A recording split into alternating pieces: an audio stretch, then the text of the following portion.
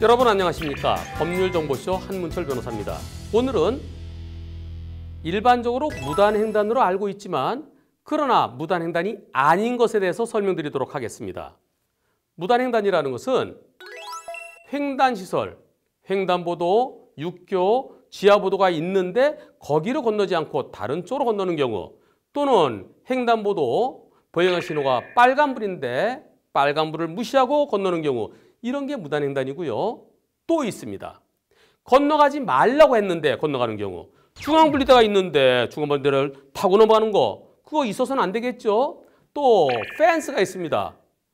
인도가 있고 차도가 있고 가운데 펜스가 있는 것은 넘어가지 말라는 거죠. 그와 같이 횡단하지 말라는 시설이 있는데 그걸 무시하고 건너는 것은 무단횡단입니다.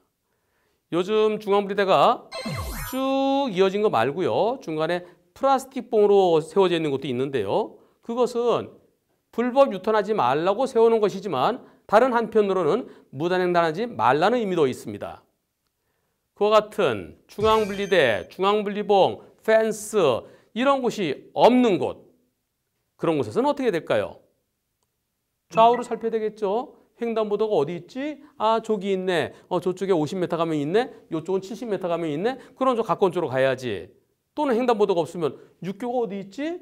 또는 지하보도가 어디 있지? 살펴야 됩니다. 도시에는 바로 근처에 조금만 걸어가면 있어요. 멀어봤자 100m 안 됩니다. 약 한 이쪽으로 50m, 70m 그 범위 내에 있어요. 얼마나 걸릴까요? 거기까지 걸어가는데 몇 분만 걸어가면 되죠. 그리고 신호등 있는 횡단보도에서는 금방 신호가 바뀌었다 하더라도 한 2, 3분만 기다리면 됩니다. 아무리 길어도 5분까지 기다리는 데는 거의 없지요. 그래서 5분 먼저 가려다가 50년 먼저 간다라는 그런 표들이 예전에 많이 있었습니다. 하지만 시골에 가면 육교도 없고요, 지하보도도 없고요, 횡단보도도 없는 곳이 있습니다. 우리 집은 여기 있고요. 가게는 저 길 건너에 있습니다. 엄마가 콩나물 좀 사와라 아들한테 심부름 시켰어요.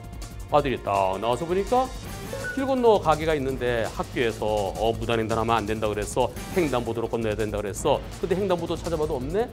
어느 쪽에 횡단보도가 가까울까? 이쪽은 우리 학교 앞에 가면은 학교 앞에 횡단보도 있지. 학교까지 500m. 저쪽은 읍내까지 가려면 1km. 그럼 500m 인쪽으로 걸어갑니다. 500m 걸어가서 횡단보도 건너가서 다시 또 500m 가서 콩나물을 삽니다. 엄마가 또 왜 안 오니? 엄마 횡단보도 건너라고 늦었어요. 곧 갈게요. 또 다시 500m 걸어와서 거꾸로 500m. 비현실적이죠. 우습죠. 그래서 주변에 횡단보도가 없으면 그냥 건너가라고 되어 있습니다. 도로교통법에 그렇게 되어 있어요. 주변에 횡단시설이 없을 때는 차도를 건널 수 있다. 그런데 무턱대고 건너면 안 됩니다. 조심해서 건너야 됩니다. 차가 오나 안 오나를 보고 건너야 돼요. 그리고 제일 짧은 곳으로 건너야 됩니다. 최단거리로. 거기를 대각선으로 또는 지그재그로. 그럼 시간이 오래 걸리죠. 시간이 오래 걸리면서 자동차가 금세 달려올 수가 있죠. 그런 곳에서 사고가 많이 일어납니다. 자동차가 달려오고 사람은 건너가고, 사람이 아무리 빠르더라도 왕복 2차로 얼마 넓지 않지요? 6m 또는 7m 거기를 건너는데 몇 초 걸릴까요? 천천히 걸어가면 1시간에 4km 걷지요. 심리 걷는다고 그러잖아요. 1초에 1.1m입니다. 건너가는데 6초 걸려요. 뛰어서 건너면 2, 3초면 건너갈 수 있습니다. 하지만 자동차가 시속 60으로 달릴 때는 1초에 16.7m, 2초면은 33m를 달립니다. 시속 80으로 달리면 1초에 22m, 2초에 44m를 달립니다. 자동차가 저기 30m 오는데 내가 먼저 갈 수 있겠지 가다가는 사고로 이어지죠. 따라서 횡단시설이 없을 때 길을 건너더라도 항상 주변을 살펴서 안전할 때 건너야 되는데요. 안전하지 않게 건너다 사고 당했을 때 그때 과실비율은 어떻게 될까요? 나는 건널 수 있는 곳을 건넜으니까 신호등 없는 횡단보도 걷는 거나 마찬가지다. 따라서 자동차가 훨씬 더 많이 잘못했고 난 잘못 없거나 있어봤자 10%다. 이렇게 생각들을 많이 하실 겁니다. 하지만 무단횡단은 아니지만 횡단시설 아닌 곳을 건너다가 사고당했을 때는 실질적으로는 무단횡단과 똑같이 과실비율이 적용됩니다. 왕복 2차로 도로를 건너다 사고당했을 때 낮에는 20%가 기본이고요. 밤에는 25 내지 30%가 피해자의 과실이 됩니다. 왕복 4차로 도로라고 하면 낮에는 30%, 밤에는 40%의 과실이 적용될 수 있습니다. 시골에 사시는 분들 요즘은 넓은 길이 새로 뚫려서 예전에는 금방 건너갈 수 있었는데요. 지금은 국도가 확장되고 중앙분리대는 없다 하더라도 차들이 빨리 달리는 경우가 많습니다. 횡단시설이 주변에 없다 하더라도 나는 건너갈 수 있어. 그게 아니라 건너기 전에 차가 없을 때 또는 차가 저 멀리 있어서 내가 충분히 먼저 건너갈 수 있을 때 안전하게 최단 거리로 건너가야만 되겠습니다.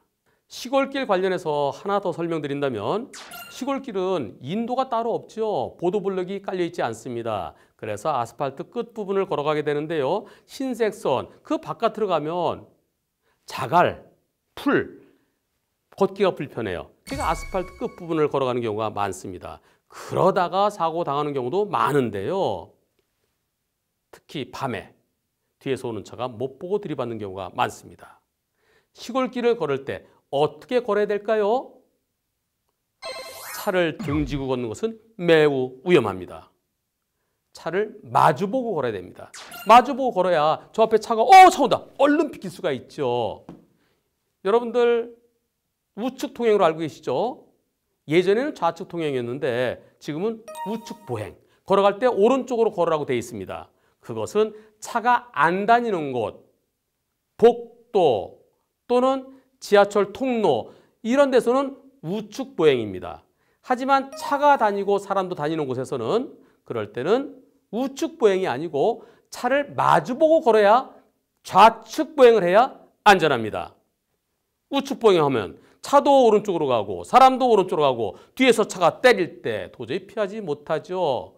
그냥 사고 당하는 거죠. 그 경우 차를 마주보고 걸었으면 피할 수 있었을 텐데 왜 차를 등지고 걸었느냐, 그런 취지에서 피해자에게 과실이 10% 적용되는 것이 일반적입니다.